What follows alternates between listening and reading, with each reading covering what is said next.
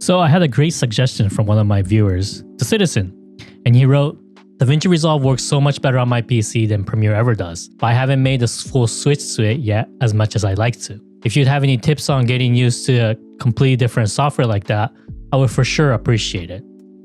So I made the complete switch to DaVinci Resolve last November when I was editing a promotional video for a Japanese golf shaft company. But before I made the switch, I had to clear a couple problems, mainly 3 problems, which was 1, keyboard shortcuts, 2, footage and audio sync, and 3, my presets in Premiere Pro. So first, the keyboard shortcuts. When I was editing on Premiere Pro, and sometimes I still do to this day because Japanese TV industry still uses that software, I changed the shortcuts to match my editing workflow. And that dates all the way back to the day when I still used Final Cut Pro 7. Yes, my first editing software that I used professionally was Final Cut Pro 7. So when I went into Resolve during my free version days, I changed all my shortcuts to match the shortcuts that I used on Premiere Pro. So luckily that didn't take very long, so it wasn't much of a problem there. Next was footage and audio sync. I did make a video on how I sync my footage and audios, but when I film my client's YouTube video, I use up to 4 cameras, and since I record my audio separately via internet recording from Rode wireless mics, I had to find a way to sync them all together without using timecode.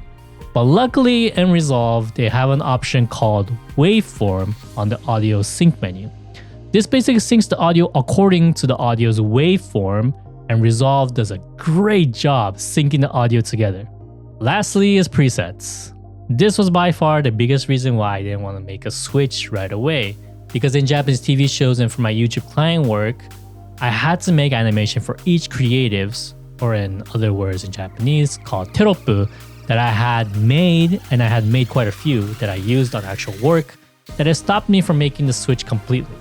But because Resolve has so many awesome creators who teach you how to make your own presets, I was able to recreate my animations and made different ones in the process.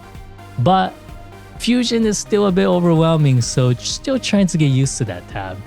So tips that I could probably give for those who are actually thinking about making a transition to a different editing software is that use your actual client work.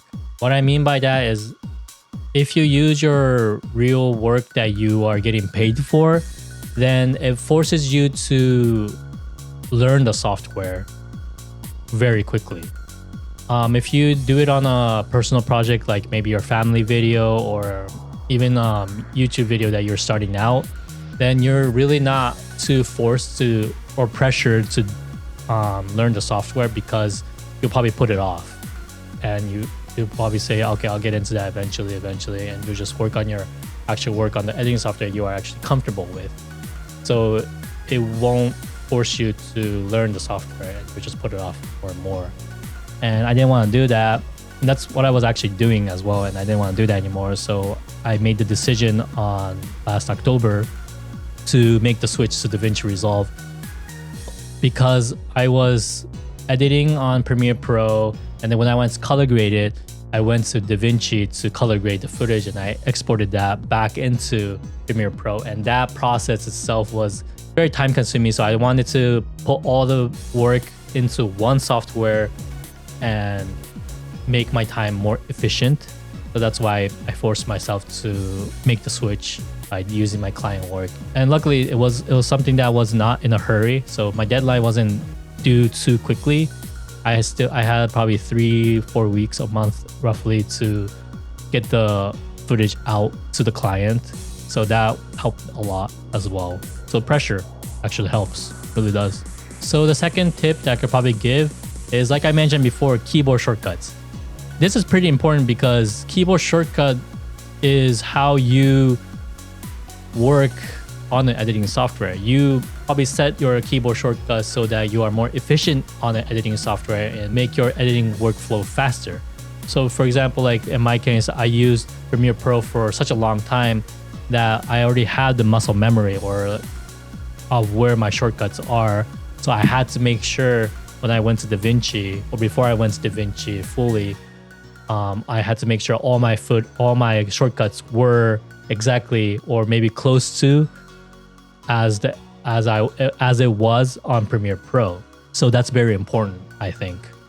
But yeah, there's so many great creators who go in depth on the software. So if you ever have a problem you come across or you want to learn something new, Resolve has extensive community that can help you enjoy and get used to the software very quickly.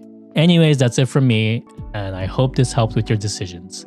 Like and subscribe if you want to see more content like these, and hit me up down in the comment section on what your favorite editing software is. As always, stay hungry, stay creative, and I'll see you on the next video.